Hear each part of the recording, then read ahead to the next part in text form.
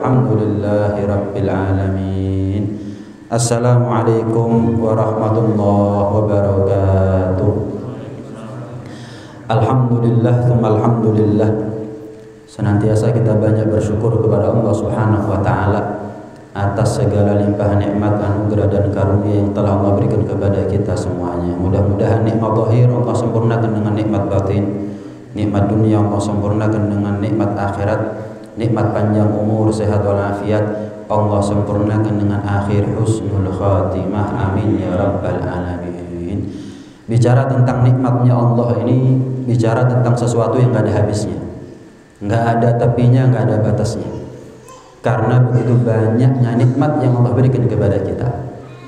Bagaimana Allah Subhanahu wa Ta'ala berfirman dalam Al-Quran, wa in ta'uddu ni'matallahi la tuhsuha. Kita ini kalau mau ngitung nikmatnya Allah, habis umurnya kita, belum habis nikmat Allah kita itu. Karena begitu banyaknya nikmat yang Allah berikan kepada kita. Satu hal yang mustahil untuk kita bisa ngitung nikmatnya Allah Subhanahu wa Ta'ala satu persatu. Setelah nikmat iman dan Islam, setelah nikmat bagaimana Allah takdir kita menjadi bagian besar dari kemuliaan umat Nabi Muhammad sallallahu alaihi wasallam, maka nikmat hidayah, nikmat taufik, nikmat petunjuk dari Allah itu adalah merupakan nikmat yang paling mahal. Setelah nikmat iman dan Islam, nikmat menjadi umat Nabi Muhammad sallallahu alaihi wasallam, nikmat hidayah adalah nikmat yang paling mahal. Ajallu ma nazala minas sama at-taufik.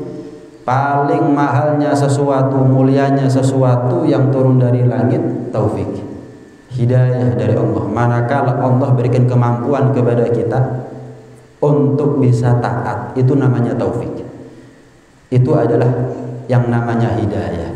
Kita ini bisa taat bukan karena kekuatan fisik, bukan karena kekayaan harta. Kita ini semuanya bisa taat karena kita mendapatkan nikmat hidayah. Ada orang sempurna fisiknya, punya kaki, tapi nggak ke masjid. Yang nggak punya kaki ke masjid. Karena yang punya kaki nggak punya hidayah, yang nggak punya kaki punya hidayah. Yang nggak punya kaki terpilih, yang punya kaki nggak terpilih. Kita ini bisa baca Quran bukan karena kita punya mata, bukan karena kita punya Al-Quran. Kita punya mata, kita punya Al-Quran di rumah, tapi apakah kita baca? Banyak saudara kita, maaf, yang nggak punya mata, nggak sempurna penglihatannya, bahkan mereka nggak punya Al-Quran, tapi mereka baca Al-Quran. Kenapa? Kok mereka nggak punya Al-Quran? Al-Quran Braille itu mahal harganya.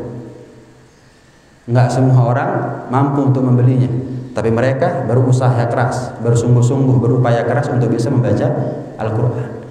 Intinya mereka dapat hidayah, walaupun secara fisik mungkin nggak sempurna. Orang itu bisa loman, dermawan, karim, bukan karena orang itu punya harta. Berapa banyak orang itu pas-pasan, tapi hidayah yang Allah turunkan kepada dia nggak pas-pasan, sehingga dia jadi orang nggak tegaan kalau melihat orang. Walaupun hidupnya pas-pasan, tapi dia gampang kasihan sama orang, kasih, bantu. Kalau nggak dengan duitnya, dengan tenaganya. Kalau nggak dengan tenaganya, dengan pikirannya, dengan solusinya, dengan ngelegakno hati, menghibur dan seterusnya. Karena dia dapat hidayah dari Allah. Berapa banyak sebaliknya orang yang kaya, tapi kalau dia nggak dapat hidayah, apa yang dia akan sedekahkan diperhitungkan. Pernah diceritakan ada seorang mujahid fisabilillah di zaman Rasulullah SAW meninggal dunia, syahid. Kemudian ada sahabat yang memuji si syahid tersebut, ya hani'an lahu bisyahadah. Beruntungnya fulan ini mati syahid. Apa kata Rasulullah? Dari mana kamu tahu kalau dia mati syahid? Jangan-jangan dia pernah ngomong sesuatu yang malayakni, sesuatu yang nggak patut, sesuatu yang nggak penting untuk diucapkan, atau jangan-jangan dia pernah memperhitungkan sesuatu dari hartanya untuk dia sedekahkan, padahal itu kalau dikeluarkan nggak membuat dia melarat, padahal itu kalau disedekahkan nggak membuat dia miskin kok, tapi diperhitungkan betul.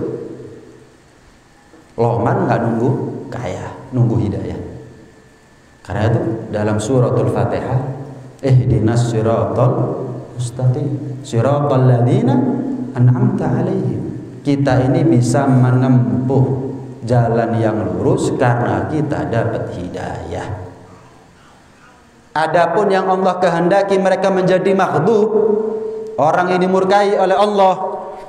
Adapun mereka yang dikehendaki menjadi dhalin, orang yang sesat di muka bumi, mereka terharamkan daripada nikmat hidayah. Nggak dapat mereka hidayah. Kenapa? Allah kehendaki mereka menjadi maghdub, dimurkai sama Allah. Nggak dapat mereka hidayah. Kenapa? Allah kehendaki mereka menjadi dhalin, orang-orang yang sesat. Ada nikmat yang umum, ada nikmat yang khusus. Contoh, Rasulullah SAW bersabda, man talabal ilma takaffalallahu lahu birizqih. Orang yang menuntut ilmu, Allah tanggung baginya rezeki. Pertanyaannya, kalau orang nggak nuntut ilmu, apa nggak ditanggung rezekinya oleh Allah? Bukankah Allah berfirman, wa ma min dabbatin fil ardi illa 'alallahi rizquha. Nah, Imam Haddad mengatakan ada takafulun am, ada takafulun khas. Ada jaminan dari Allah yang sifatnya umum, ada jaminan Allah yang sifatnya khusus. Semua makhluk, mau manusianya, mau jinnya, mau binatangnya yang ada di atas tanah, yang hidup di bawah tanah, yang hidup ada di udara, yang hidup di laut, semuanya. Wa ma min dabbatin fil ardi illa 'alallahi rizquha. Ditanggung, dijamin rezekinya oleh Allah. Tapi orang yang mau taat seperti menuntut ilmu, double jaminan dari Allah Subhanahu wa taala. Ini takafulul khos. Ini jaminan khusus. Nikmat juga begitu. Ada nikmat yang umum, ada nikmat yang khusus. Panjang umur, iman gak iman, panjang umur. Lancar rezeki, taat maksiat, kasih lancar rezekinya oleh Allah. Sehat, jodoh, keturunan, itu nikmat yang umum semuanya. Tapi nikmat iman, nikmat Islam, nikmat menjadi umat Nabi Muhammad SAW, nikmat hidayah, ini nikmat yang khusus. Anehnya manusia zaman sekarang bingung sama nikmat yang umum. Jangankan kita, yang kafir dapat. Sampai-sampai kita lupa untuk minta nikmat yang khusus. Bingung sama nikmat yang umum, enggak pernah bingung sama nikmat yang khusus. Padahal jelas baik Allah maupun Rasulullah SAW mengisyaratkan kepada kita betapa pentingnya hidayah. Nggak sah loh sholatnya kita kalau kita nggak minta hidayah kepada Allah. Kita minta lancar rezeki sering, kita minta panjang umur sering, kita minta yang namanya sehat sering, tapi jarang kita minta hidayah kepada Allah. Padahal ajal ma nazala minas sama taufik, paling mulianya sesuatu yang turun dari langit taufik. Nggak sah sholatnya kita kalau kita nggak minta hidayah. Kenapa? Wajib kapan kita sholat kita baca ihdinas siratal mustaqim, minta hidayah. 5 ayat pertama daripada suratul Fatihah puja-puji kepada Allah, pengagungan kepada Allah. Tapi 2 ayat terakhir adalah doa. Dan doa yang pertama kali kita baca ketika kita baca suratul Fatihah adalah ihdinas siratal mustaqim. Kalau bacaan basmalah nggak dibaca dalam sholat, mukhtalaf fih, perkara yang ada perbedaan pendapat di antara ulama. Mazhab Syafi'i mengatakan bahwa Bismillahirrahmanirrahim adalah termasuk suratul Fatihah, wajib kita baca ketika kita sholat Bismillahirrahmanirrahim. Tapi di luar mazhab Syafi'i banyak pendapat ulama yang mengatakan bahwa Bismillah nggak termasuk daripada suratul Fatihah. Contoh mazhab Maliki suratul Fatihah itu ada 7 ayat. Tapi bismillah nggak termasuk. Loh kok bisa? Alhamdulillahirabbil alamin, arrahmanir rahim, maliki yaumiddin, iyyaka na'budu wa iyyaka nasta'in, ihdinas siratal mustaqim, siratal ladzina an'amta 'alaihim. Itu ayat ke-6. Ghairil maghdubi 'alaihim waladdallin, ayat ke-7. Kalau kita kan enggak, bismillahirrahmanirrahim, alhamdulillahirabbil alamin, arrahmanir rahim, maliki yaumiddin, iyyaka na'budu wa iyyaka nasta'in, ihdinas siratal mustaqim, siratal ladzina an'amta 'alaihim, ghairil maghdubi 'alaihim waladdallin. Itu ayat ke-7. Dalam mazhab Maliki nggak baca Fatihah, nggak baca basmalah dalam Fatihah nggak ada masalah. Tapi nggak ada khilaf di antara ulama. Apakah ihdinas siratal mustaqim termasuk bagian daripada suratul Fatihah atau enggak? Semua sepakat itu termasuk daripada ayat min ayatil Fatihah. Karena begitu pentingnya hidayah, wajib kapan kita sholat kita minta hidayah.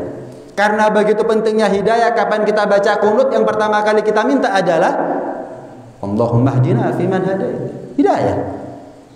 Bahkan Rasulullah SAW yang namanya Rasulullah sendiri sudah Al-Hadi, gudang manusia, gudangnya hidayah itu adalah Rasulullah SAW. Tetap minta 4 perkara. Yang pertama kali beliau minta adalah al-huda, baru wat-tuqa wal-afaf wal-ghina. Yang pertama kali beliau minta adalah hidayah. Kenapa? Nggak mungkin beliau menjadi orang yang bertakwa kalau beliau nggak dapat hidayah duluan. Makanya beliau minta hidayah dulu, baru minta ketakwaan, at-tuqa. Wal afaf, apa afaf? Yakun afifan, menjadi orang yang bisa menjauh daripada kemaksiatan. Gimana caranya kita bisa menjauh dari kemaksiatan kalau tidak diawali, didahului dengan yang namanya hidayah? Makanya beliau minta al-huda dulu, baru wal afaf, baru beliau minta al-ghina, qanaah, sifat ngeriman, legowo, lapang hati atas segala takdirnya Allah Subhanahu wa taala. Ghina itu bukan kaya harta ya, tapi ghina nafas. Ghina yang dimaksud bukan kaya harta, tapi kaya hati. Neriman, legowo atas semua takdirnya Allah Subhanahu wa taala, khairihi wa syarrihi min Allah. Sebelum beliau minta yang namanya al-ghina, beliau lebih dulu minta yang namanya al-huda. Saking pentingnya hidayah ya. Bahkan kita sering baca doa Allahumma arinal haqqa haqqan warzuqna ittiba'ah wa arinal batila batilan warzuqna tinaba. Ya Allah, tampakkan kepada kami yang hak adalah hak, tapi jangan berhenti di situ ya Allah. Berikan rezeki kepada kami hidayah sehingga kami bisa mengikuti yang hak. Enggak semua orang tahu yang hak adalah hak lantas bisa mengikutinya. Ya Allah, tampakkan kepada kami yang batil adalah batil, dan berikan rezeki kepada kami untuk ijtinabah, menjauhinya. Enggak semua orang tahu yang batil adalah batil, tahu yang salah ada salah, serta merta lantas dia bisa menjauhinya. Enggak. Berapa banyak, bahkan mungkin kita selama ini tahu yang hak adalah hak, tapi nggak kita laksanakan. Tahu yang batil adalah batil, tapi tetap kita langgar. Kenapa? Saat itu kita nggak dapat hidayah dari Allah Subhanahu wa taala. Saat itu, detik itu kita tidak mendapat taufik dari Allah Subhanahu wa taala. Nggak ada rezeki yang paling rezeki lebih daripada hidayah. Rezeki paling gede itu adalah hidayah. Kenapa? Keselamatan dunia akhirat kita tergantung daripada hidayah. Tergantung daripada hidayah. Cuman anehnya orang zaman sekarang untuk rezeki-rezeki yang umum, ngoyo, ngotot, banting tulang, peres keringat, kepala jadi kaki, kepala jadi kaki, kaki jadi kepala, siang jadi malam, malam jadi siang. Menjemput rezeki, pemburu rupiah katanya. Tapi untuk hidayah nunggu. Saya mau tanya, ini mungkin banyak yang jomblo nih. Ada yang nggak kepingin kawin? Semua pasti kepingin zuat, pasti kepingin kawin. Nggak usah keluar rumah, kira-kira datang jodohnya. Keluar dari rumah cari jodohnya, sampai keluar kota kadang-kadang keliling, ngeledek tonggo dewi, tetangga sendiri. Siapa yang nggak kepingin kaya? Pasti kepingin kaya. Asal soleh dulu baru kaya. Gimana caranya kita jadi orang kaya? Kalau kita dekam ada di rumah, berdiam diri di rumah. Enggak, selama ini untuk rezeki kita menjemputnya. Sakit, kepingin sembuh, kepingin, namanya orang sakit gak kepingin sembuh. Nggak usah kemana-mana, diam aja di rumah. Isolasi mandiri itu Beb, lah isolasi mandiri kan minum obat, ya ke dokter, ke rumah sakit, check up, kontrol dan seterusnya. Kepingin sembuh dari sakitnya tapi diam di rumah, ya nggak sembuh. Untuk kerjaan dia cari, untuk rezeki dia cari, untuk jodoh dia cari, untuk kesehatan dia cari, untuk hidayah. Kenapa kamu masih seperti ini? Nggak tobat-tobat, belum dapat hidayah. Menunggu hidayah. Loh ya apa sih? Untuk rezeki itu semuanya dia aktif, tapi untuk paling mahalnya rezeki justru dia pasif. Keliru dong. Ini menyalahi daripada perintah Rasulullah sallallahu alaihi wasallam. Inna li rabbikum fi ayyami dahrikum lanafahat ala fata'arradu laha. Allah itu setiap hari, setiap saat punya anugerah untuk kita, punya pemberian untuk kita, termasuk hidayah saat itu. Ala fata'arradu laha. Gimana perintahnya Nabi? Jemput, raih, gapai, kejar yang namanya hidayah, nafahat daripada Allah Subhanahu wa taala. Jangan diem loh. Jangan diem. Ala fata'arradu laha, jangan pasif. Kejar, seharusnya hidayah itulah yang kita perlu untuk banting tulang, peres keringet, siang jadi malam, malam jadi siang, kepala jadi kaki, kaki jadi kepala untuk dapat hidayah.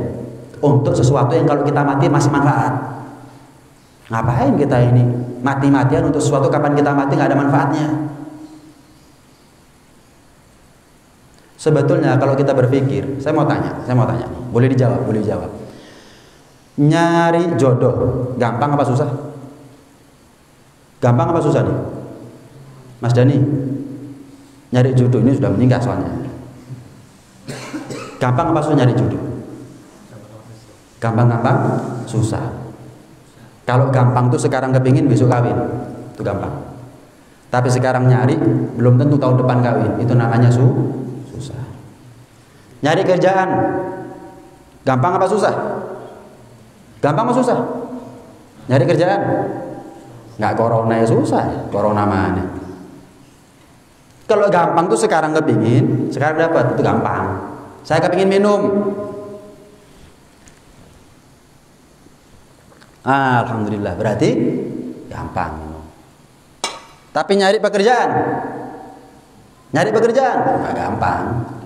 Sekarang nyari keliling bawa proposal, mulai bajunya putih, sampai hitam, celananya hitam sampai putih,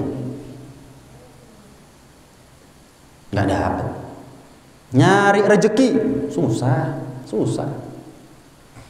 Sebaliknya nyari hidayah susah apa gampang? Susah apa gampang? Yang kita alami susah, sebetulnya enggak, gampang. Hidayah itu ibarat buah-buahan yang sudah matang, tinggal diunduh, kita kupas, kita makan, selesai.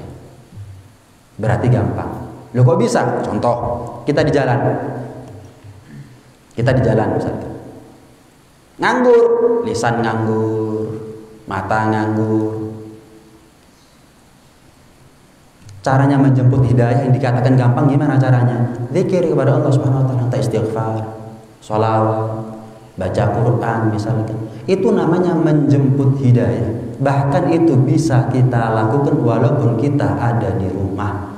Nyari rezeki keluar rumah, nyari jodoh keluar rumah, nyari kerjaan keluar rumah, nyari kesembuhan keluar rumah. Nyari hidayah nggak perlu keluar rumah, nggak perlu modal, nggak perlu CV, nggak perlu proposal, nggak perlu buang muka, ngelamar tolak, cocok sama perempuan tolak, nggak perlu keluar, nggak perlu buang muka, keluar duit enggak, keluar keringet enggak, modalnya lisan, modalnya mata, selesai. Siapa bilang menjemput hidayah itu susah? Enggak, menjemput hidayah itu gampang. Ala fata'arradu laha, tinggal kita mau mundur, kupas sebentar, makan. Ya butuh upaya, memang butuh upaya, butuh ikhtiar, jelas. Cuman nggak sesusah yang kita bayangkan untuk dapat hidayah, kecuali kalau kita pasif, kecuali kalau kita menunggu yang namanya hidayah. Ya susah.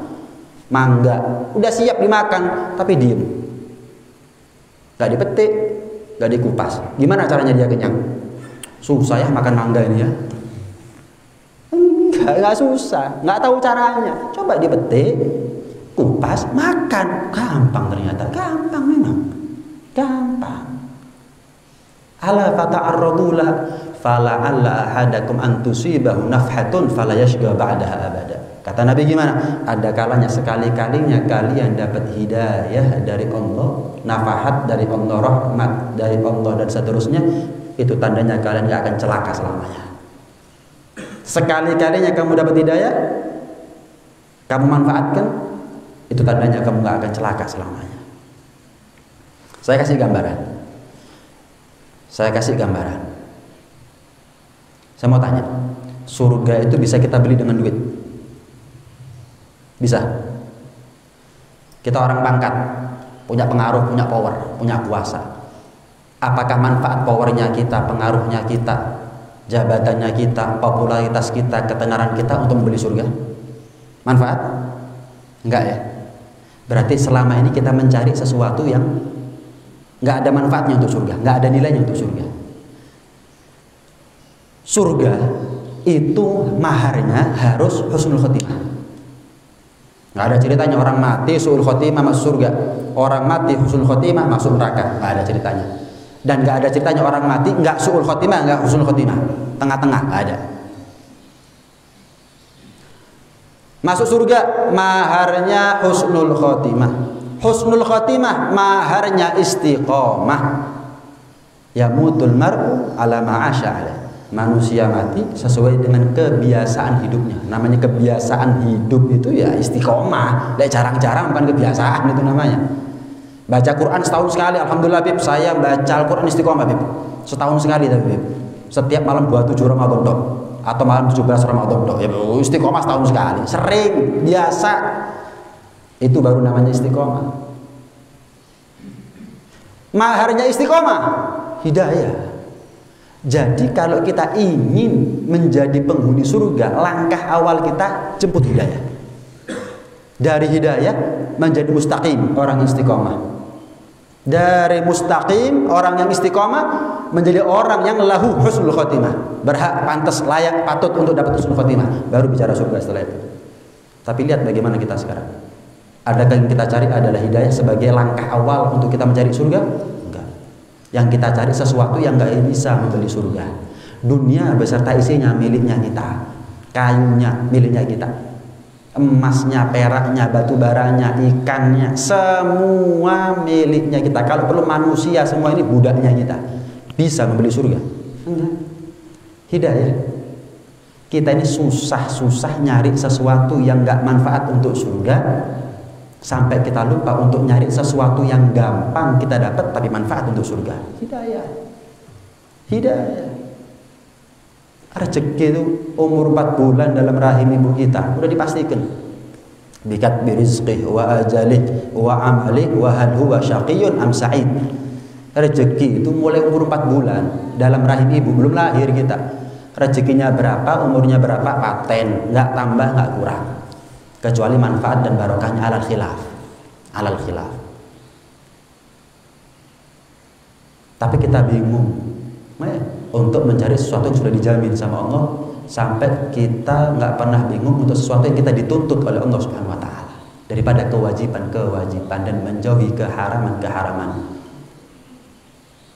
La tatakallaf ma kufita wa la tudayyi mastukfita. Seorang ulama mengatakan, jangan kamu ngoyo untuk sesuatu yang sudah dijamin sama Allah. Itu tandanya kamu nggak yakin sama Allah. Sudah dijamin sama Allah, nggak yakin sama Allah, ngoyo.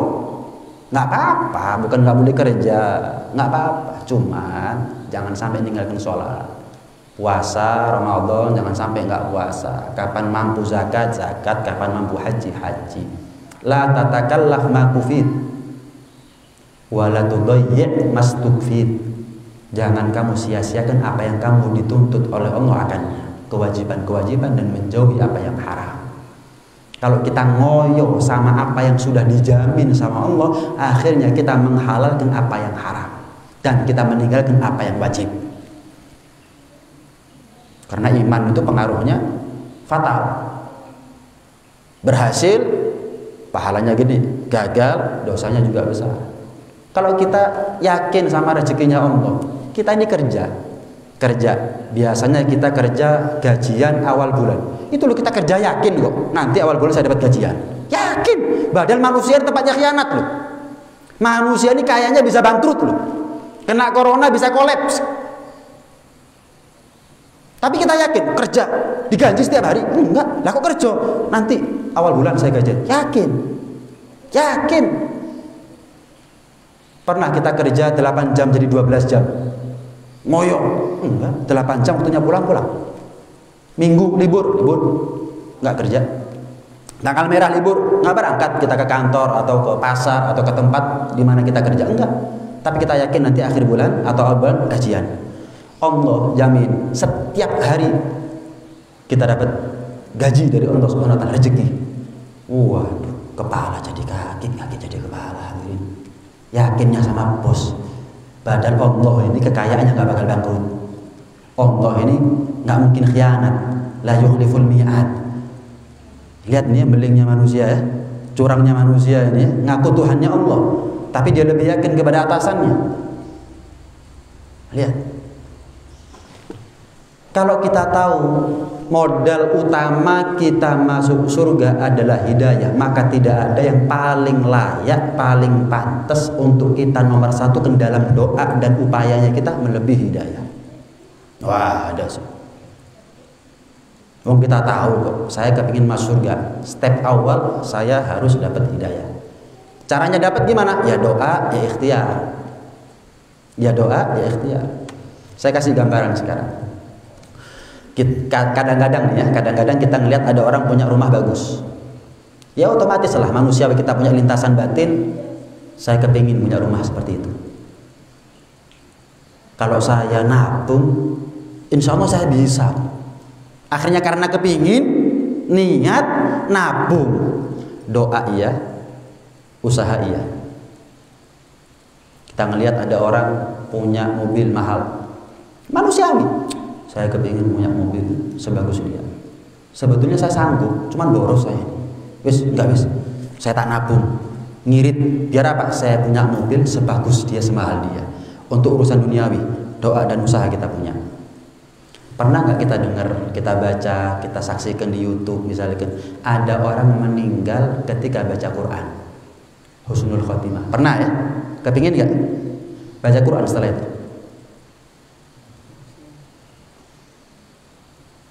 Api omair. Ya Allah, kasih rezeki yang halal ya Allah, kasih lancar ya Allah. Tak nabung. Ya Allah, kepingin husnul khotimah ya Allah.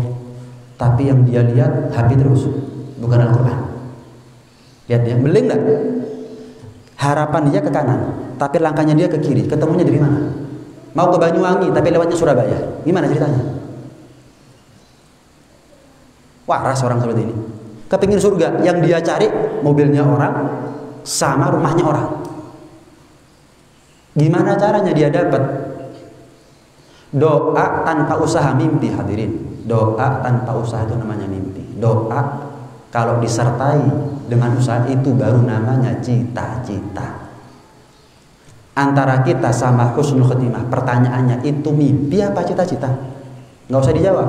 Jawabannya tergantung daripada amalnya kita. Jawabannya tergantung apa yang menyibukkan pikirannya kita. Yaitu sudah jawabannya. Oh, lawang amalnya saya seperti ini, berarti sejauh ini saya masih bermimpi untuk husnul khotimah. Enggak. Mulai sekarang saya bercita-cita husnul khotimah. Caranya gimana? Jemput hidayah. Lagi-lagi jemput hidayah. Nggak mungkin orang husnul khotimah kalau nggak dapat hidayah dari Allah Subhanahu wa taala. Dalam riwayat Malik bin Dinar, ada riwayat yang lain Ibrahim bin Adham, tapi ceritanya sama. Misal Ibrahim bin Adham. Ibrahim bin Adham itu dulunya anak bangsawan, tinggal ada di istana yang mahal.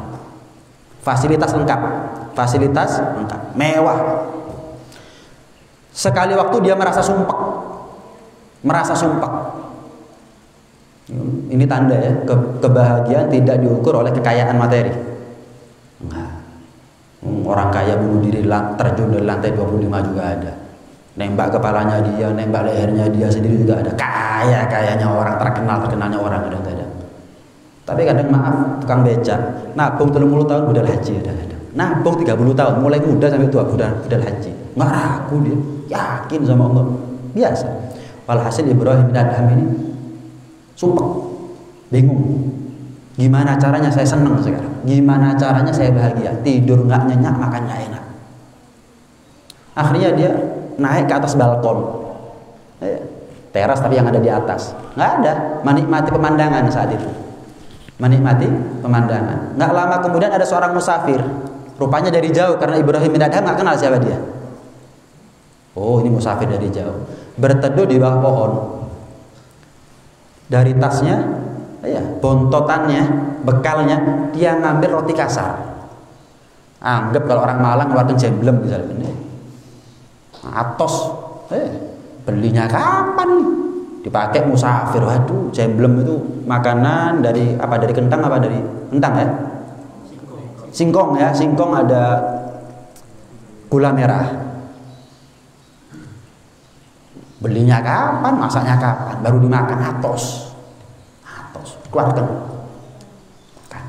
Nggak lama dari bekalnya, bontotannya dikeluarkan air minum. Masukkan golo jadi bantal, tidur. Haji. Orang ini capek, lapar loh, haus loh, nggak punya apa-apa loh. Emangnya dia cukup dengan itu? Katanya Ibrahim bin Adham, batin. Emangnya dia dapat kebahagiaan dengan itu semuanya? Prajurit, kalau orang itu bangun, panggil ya, suruh masuk. Saya ada perlunya sama dia. Nggak lama bangun, dipanggil sama yang punya istana nih di belakang. Waduh, alamat guys.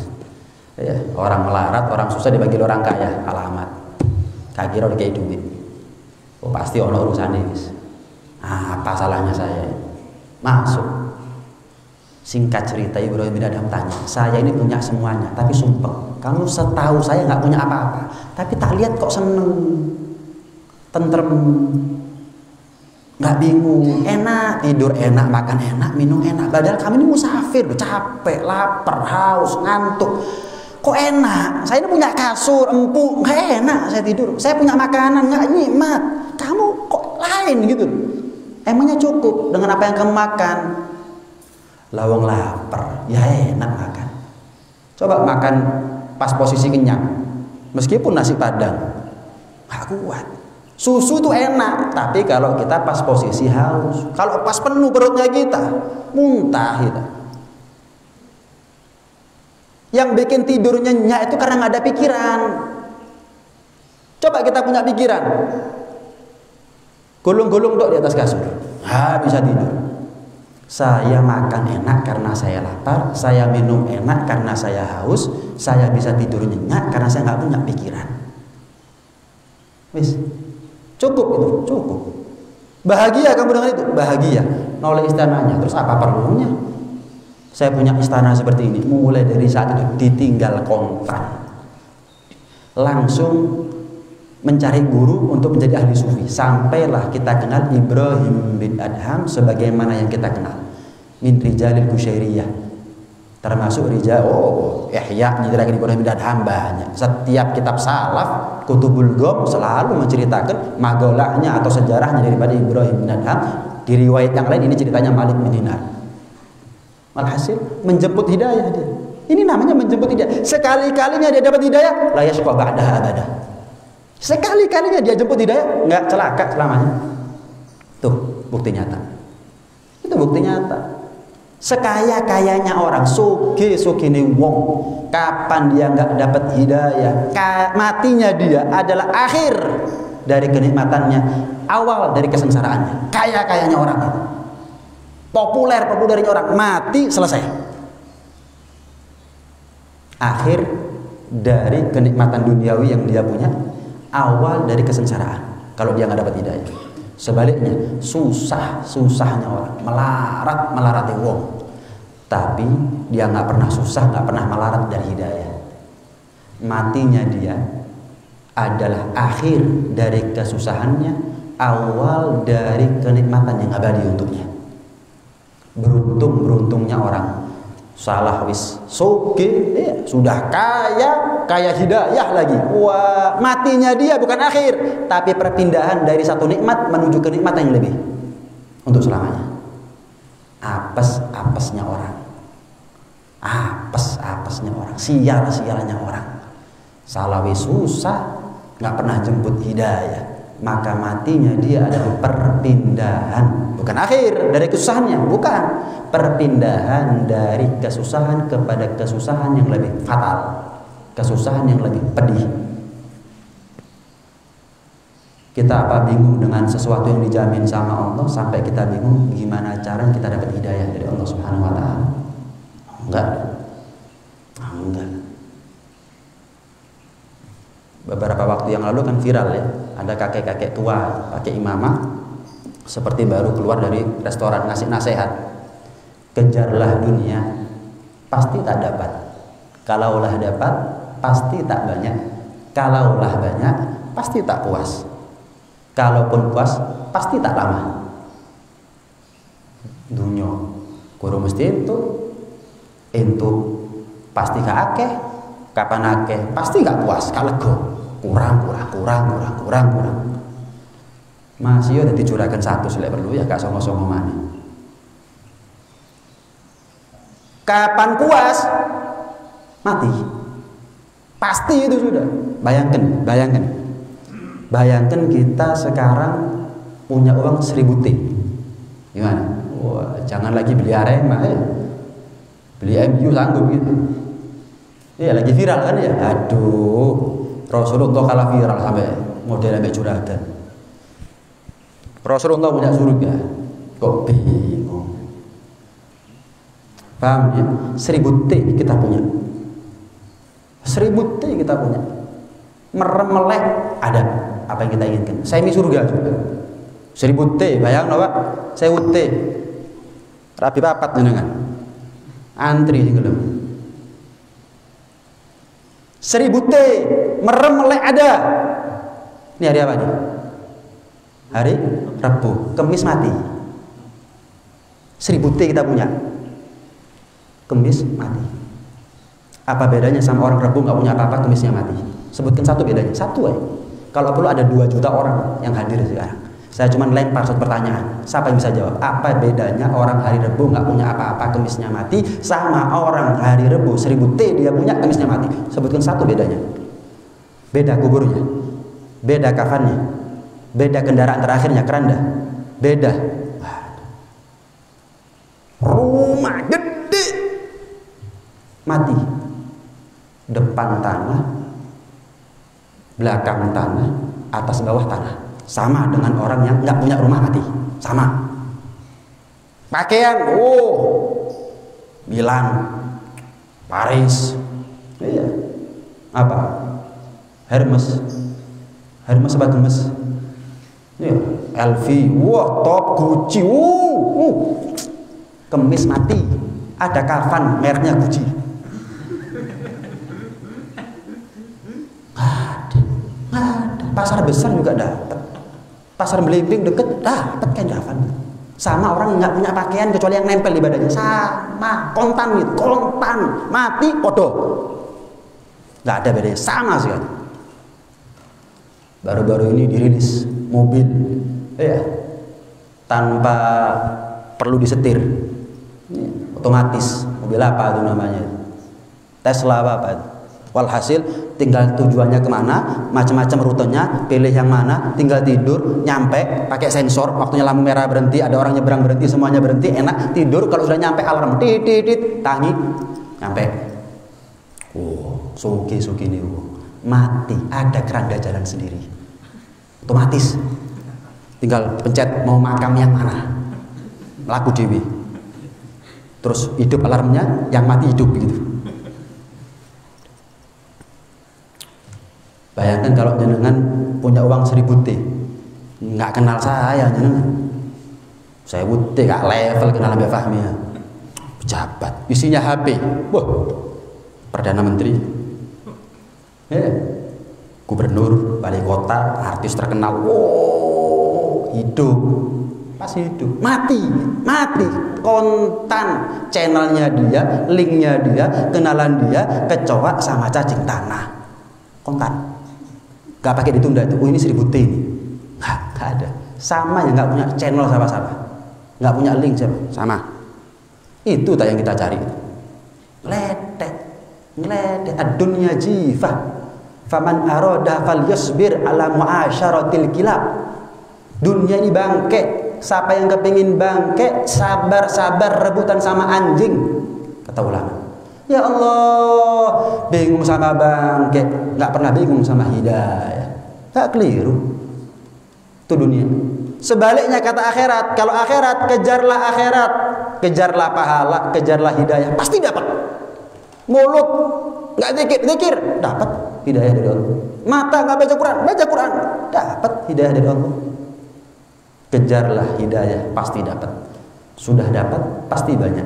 Sudah banyak, pasti puas. Sudah puas, salawasi. Selama-lamanya sudah. Di mana antara kita sama hidayah itu menentukan di mana antara kita dengan surga.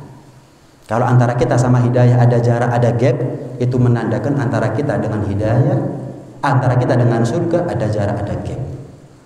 Kita menuntut ilmu nih dalam rangka menuntut hidayah, dalam rangka menjemput hidayah. Masuk surga itu susah apa gampang? Buat orang yang nggak punya ilmu, masuk surga itu susah. Saya mau tanya, rumahnya kita mungkin dari Masjid Al-Anis ini dekat.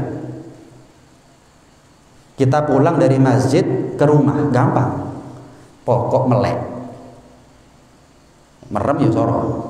Yang kedua dalane padang, melek tapi jalannya gelap, ngeraba-raba kita. Yang mestinya gampang jadi susah, yang mestinya deket jadi jauh, yang mestinya singkat jadi lama, gara-gara merem atau gara-gara lampunya gelap. Sama antara kita dengan surga ini dekat, gampang, nggak lama. 60 tahun masuk surga kita, nggak suwi. Pokok mata kita melek dengan apa? Ya ilmu agama dong. Pokok jalan yang bisa mengantarkan kita kepada surga terbuka lebar. Dengan apa? Ya kita hadir sekarang ini.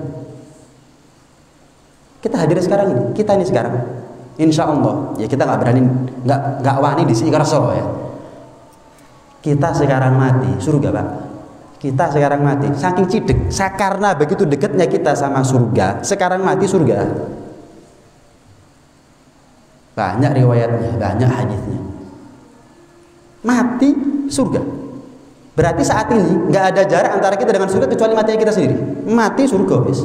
Saking cidek. Siapa bilang antara kita dengan surga itu jauh? Surga nggak jauh. Surga itu dekat, sedekat rumah kita dengan masjid, sedekat mata kita dengan Al-Quran. Nih. Kita bawa kemana-mana nih, yang namanya lisan. Kita kemanapun lisan selalu nempel. Berarti dimanapun, kapanpun kita selalu bersama surga sebetulnya. Pokok zikir, istighfar, sholawat, subhanallah bihamdihi, subhanallah dan seterusnya. Berarti kapanpun, dimanapun pasti kita dekat dengan surga. Pokok digawe sing taat, digawe sing apik. Selesai. Itu sebetulnya antara kita dengan surga. Enggak. Tapi orang menganggap surga itu jauh, susah. Kenapa? Ya karena dia merem. Ya karena dia nggak pernah menjemput hidayah. Itu hadirin hadirat Allah Subhanahu wa taala.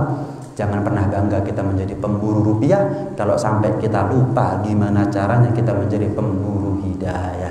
Mudah-mudahan Allah kasih hidayah kepada kita semuanya sehingga kita menjadi ahli istiqamah, menjadi orang yang pantas untuk husnul khatimah dan menjadi orang yang layak patut berhak untuk masuk surganya Allah bersama baginda besar Habibuna Muhammad sallallahu alaihi wasallam. Amin Allahumma amin. Amin ya rabbal alamin. Sambil menunggu azan, mungkin ada yang mau ditanyakan, monggo, fadhol. Sebisa Al-Fakir jawab. Barangkali ada yang mau ditanyakan, monggo. Nadar, sebelumnya menjelaskan pernah menjelaskan nadar itu pelit. Iya. Tapi semua nadar untuk memotivasi. Iya. Apakah termasuk seperti ada anak kecil?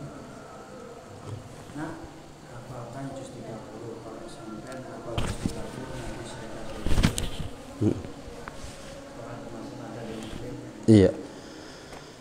Saya pernah bahas, dikatakan oleh ulama, nazar itu tandanya orang pelit, walaupun boleh secara syar'i. Kenapa kok nazar dikatakan pelit? Karena dia ngenyang, tawar menawar kepada Allah. Ada orang sakit, dia bilang sama Allah, demi Allah, wahai Tuhan, demi Engkau ya Allah, kalau Engkau berikan aku kesembuhan ya Allah, saya akan sedekah ya Allah. Nah kalau nggak dikasih kesembuhan, ya enggak ya Allah. Allah butuh sama sedekahnya dia, kok ngenyang sama Allah? Seharusnya bukan nazar. Dawu maradakum bis sadaqah. Sedekah tawasul, mudah-mudahan barokah sedekah ini saya kasih sembuhan. Seharusnya begitu. Ya Allah, tahun ini kalau saya kawin ya Allah, kurban saya, kurban. Lah kalau enggak, jodohmu 5 tahun lagi misalnya kan, gampang. Masa begitu sama Allah? Muamalah sama Allah, kurang pantas, kurang etis. Walaupun secara syar'i boleh. Seharusnya kurban, mudah-mudahan saya kawin tahun ini. Itu seharusnya ketemu jodoh yang soleh solehah. Mas Lutfi ya, insyaallah ya, amin. Lah kalau ngasih motivasi, nak, kalau kamu hafal Quran juz 30 juz, abah nazar. Apa nazarnya? Saya potongkan kambing buat kamu, kurban atau akikohnya kamu misalnya. Sama sebetulnya kita ini patutnya lebih nggak ada masalah, tapi sepatutnya kita ini kurban atau akikohkan anak. Kenapa? Anak yang diakikoi itu di sisi Allah berbeda dengan anak yang tidak diakikoi. Yang berbeda, kata ulama ada 2, bisa fisiknya, bisa akhlaknya. Nggak sama antara anak yang diakikoi dengan anak yang diakikoi. Seharusnya begitu. Sama, dengan modal apapun kita kepingin anak kita menjadi anak yang soleh, sama. Itu jadikan wasilah gitu.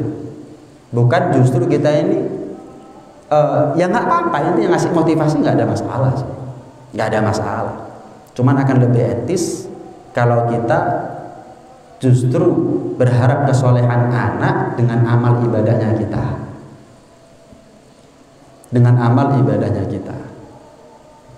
Walaupun di sisi yang lain anak dimotivasi oleh orang tua seperti itu juga ada baiknya buat anak. Sama, kita misalkan kurban atau akikoh atas nama anak itu juga jadi baiknya anak. Sama sebetulnya. Jadi ada 2 pilihan. Tapi yang paling pantas, yang paling etis yang mana? Jelas ya? Nah, ada yang lain? Betul, kalau ada. Terakhir mungkin 1 pertanyaan. Nah, cukup. Insya Allah setiap bulan, Rabu akhir bulan kita ketemu, kita baca kitab Ayyuhal Walad, karya Al-Imam Al-Ghazali. Nah, kita bahas sedikit demi sedikit, berharap dapat barokahnya Hujjatul Islam, dapat barokahnya Al-Imam Al-Ghazali. Mudah-mudahan kita dikasih istiqomah oleh Allah Subhanahu wa taala. Allah berikan panjang umur, sehat walafiat kepada kita semuanya fi taatillah wa rasulih sallallahu alaihi wa alihi wasallam. Amin Allahumma amin. Amin ya rabbal alamin. Rabbana anfa'na